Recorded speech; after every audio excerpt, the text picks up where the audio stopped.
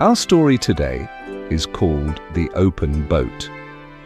It was written by Stephen Crane and is based on what really happened to him in 1896. Crane was traveling from the United States to Cuba as a newspaper reporter. One night, his ship hit a sandbar. It sank in the Atlantic Ocean off the coast of Florida.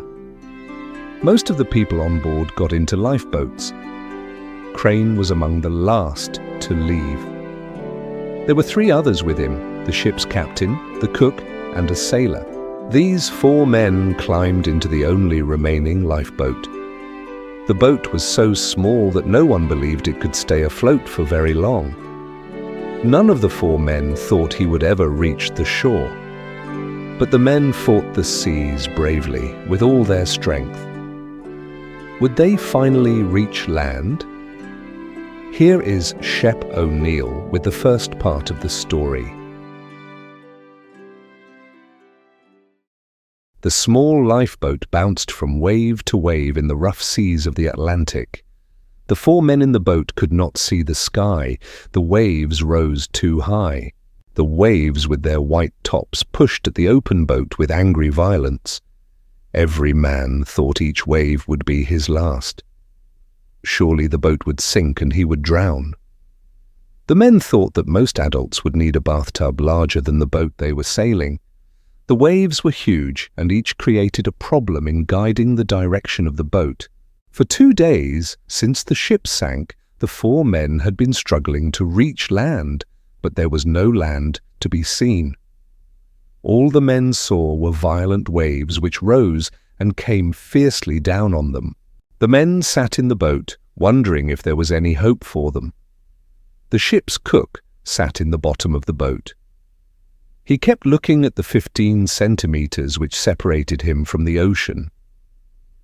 The boat had only 2 wooden oars. They were so thin, it seemed as if they would break against the waves. The sailor, named Billy, directed the boat's movement with one of the oars. The newspaper reporter pulled the second oar. He wondered why he was there in the boat.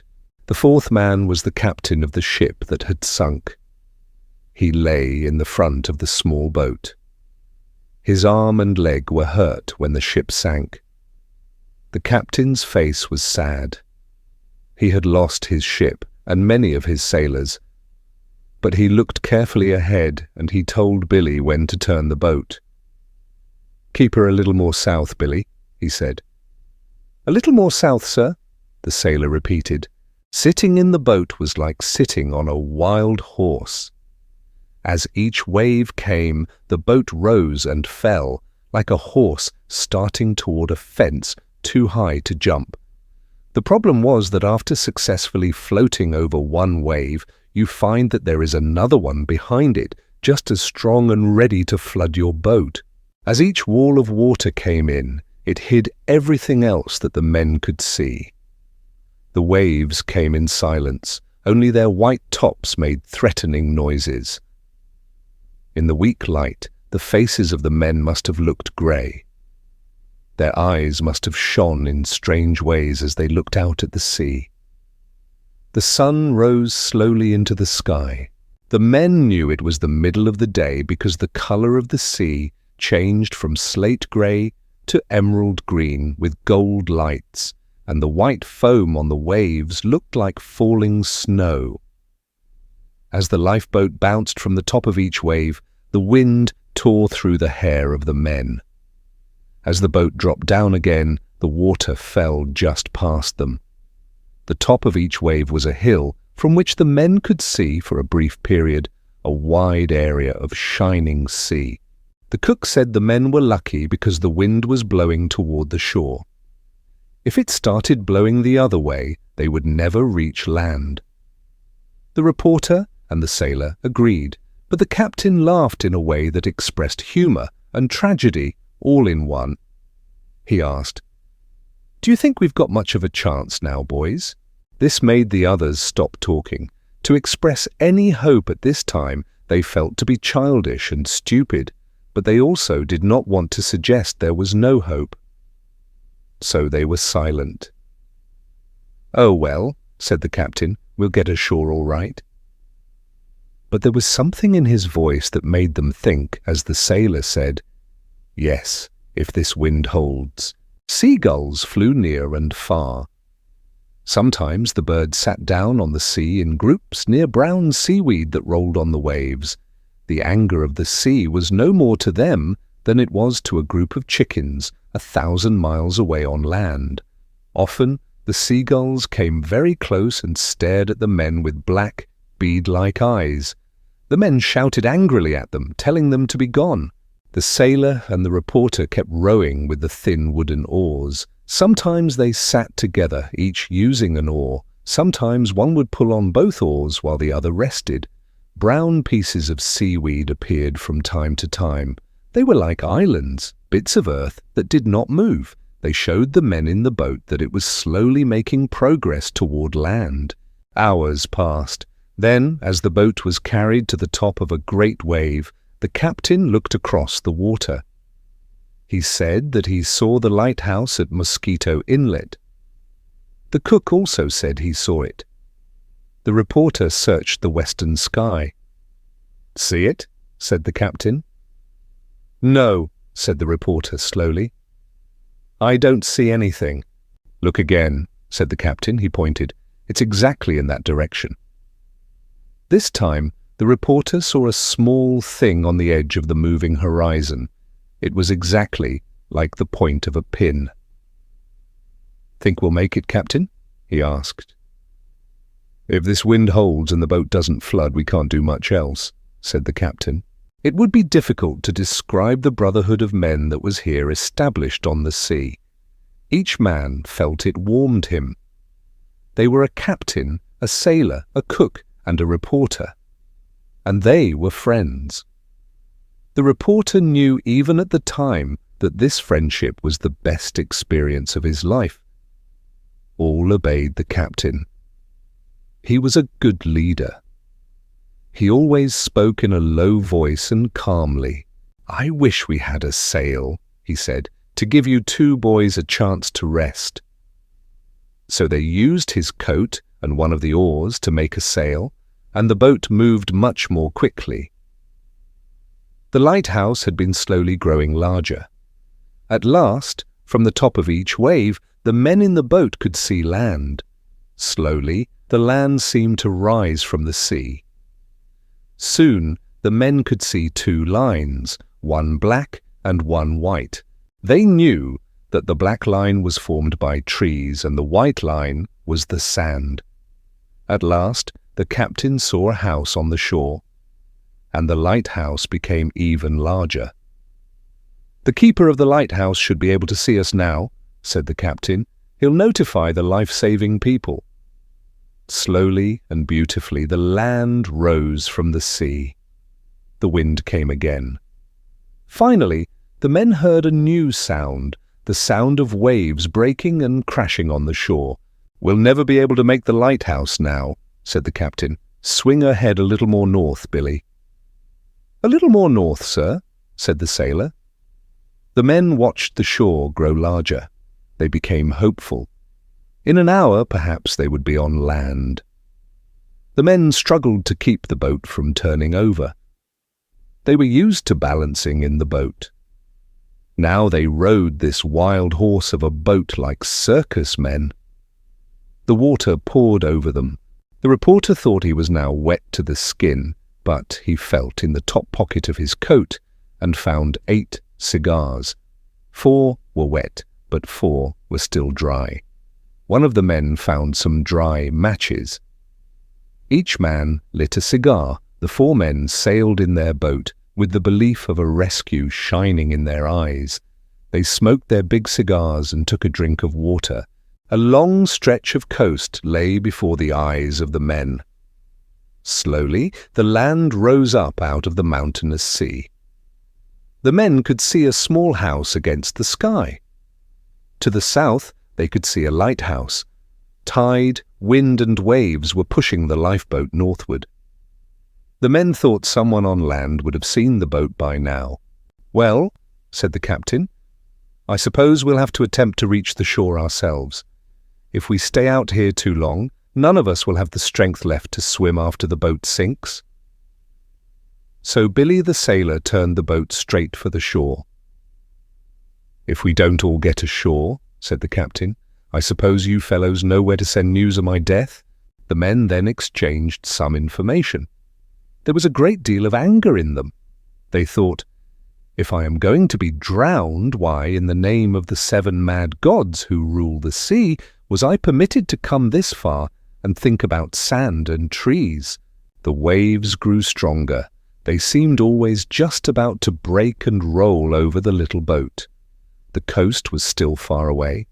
The sailor said, "Boys, the boat won't live 3 minutes more and we're too far out to swim. Shall I take her to sea again, Captain?" "Yes, go ahead," said the captain.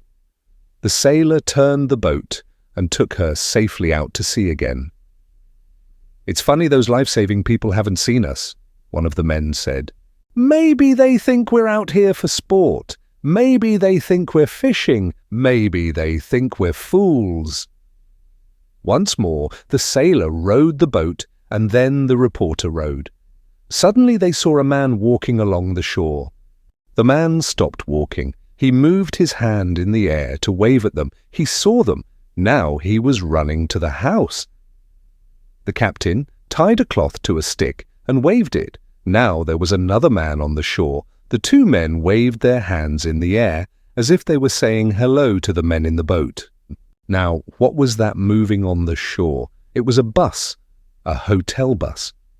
A man stood on the steps of the bus and waved his coat over his head. The men in the boat wondered what he wanted to say. Was he attempting to tell them something? Should they wait for help? Should they go north? Should they go south? The men waited and waited, but nothing happened. The sun began to go down. It got dark and cold. They could no longer see anyone on the beach. The sailor rowed, and then the reporter rowed, and then the sailor rowed again. They rowed and rowed through the long night. The land had disappeared, but they could hear the low sound of the waves hitting the shore. This was surely a quiet night. The cook finally spoke. "Billy, what kind of pie do you like best?" "Pie," said the sailor and the reporter angrily. "Don't talk about those things." "Well," said the cook, "I was just thinking about ham sandwiches, and a night on the sea in an open boat is a long night." The sailor continued to row until his head fell forward and sleep overpowered him. Then he asked the reporter to row for a while. They exchanged places so the sailor could sleep in the bottom of the boat with the cook and the captain. The reporter thought that he was the one man afloat on all the oceans in the world. The wind had a sad voice as it came over the waves. Suddenly there was a long, loud swishing sound behind the boat and a shining trail of silvery blue. It might have been made by a huge knife. Then there was another swish and another long flash of bluish light, this time alongside the boat. The reporter saw a huge fin speed like a shadow through the water, leaving a long glowing trail. The thing kept swimming near the boat. He noted its speed and power. The reporter wished the men would wake up. He did not want to be alone with the shark. The reporter thought as he rowed, he was angry that they had come so close to land and yet might still die at sea. Then he remembered a poem that he had learned as a child. It was a poem about a soldier of the French Foreign Legion. The soldier lay dying in Algiers. Just before he died, he cried out, "I shall never see my native land." And now, many years after he had learned this poem, the reporter, for the first time, understood the sadness of the dying soldier. Hours passed. The reporter asked the sailor to take the oars so that he could rest. It seemed like only a brief period, but it was more than an hour later when the sailor returned the oars to the reporter. They both knew that only they could keep the boat from sinking. And so they rowed hour after hour through the night. When day came, the 4 men saw land again. But there were no people on the shore. A conference was held on the boat. "Well," said the captain, "if no help is coming, we might better try to reach the shore right away. If we stay out here much longer, we will be too weak to do anything for ourselves at all." The others agreed. They began to turn the boat toward the beach. The captain told them to be careful, that when the boat came near the beach, the waves would sink it. Then everyone should jump out of the boat and swim to the shore. As the boat came closer to land, the waves got bigger and more violent. At last, a large wave climbed into the air and fell on the small boat with great force. The boat turned over as the men jumped into the sea. The water was like ice. The reporter was tired, but he swam toward the beach. He looked for his friends. He saw Billy, the sailor, in front of him, swimming strongly and quickly. The cook was near him. Behind, the captain held on to the overturned boat with his one good hand. Soon the reporter could swim no longer. A current was carrying him back out to sea. He thought, "Am I going to drown? Can it be possible?" But the current suddenly changed and he was able to swim toward the shore. The captain called to him to swim to the boat and hold on. The reporter started to swim toward the boat. Then he saw a man running along the shore. He was quickly taking off his shoes and clothes. As the reporter got close to the boat, a large wave hit him and threw him into the air over the boat and far from it. When he tried to get up, he found that the water was not over his head, only halfway up his body. But he was so tired that he could not stand up. Each wave threw him down, and the current kept pulling him back to sea. Then he saw the man again, jumping into the water. The man pulled the cook to the shore.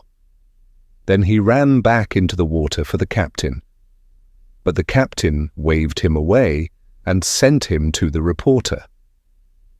The man seized the reporter's hand and pulled him to the beach. Then the man pointed to the water and cried, "What's that?" In the shallow water, face down, lay Billy, the sailor. The reporter did not know all that happened after that. He fell on the sand as if dropped from a housetop. It seems that immediately the beach was filled with men with blankets, clothes, and whiskey. Women brought hot coffee. The people welcomed the men from the sea to the land, but a still and dripping shape was carried slowly up the beach, and the land's welcome for the sailor's body could only be its final resting place. When night came, the white waves moved in the moonlight. The wind brought the sound of the great sea's voice to the men on the shore.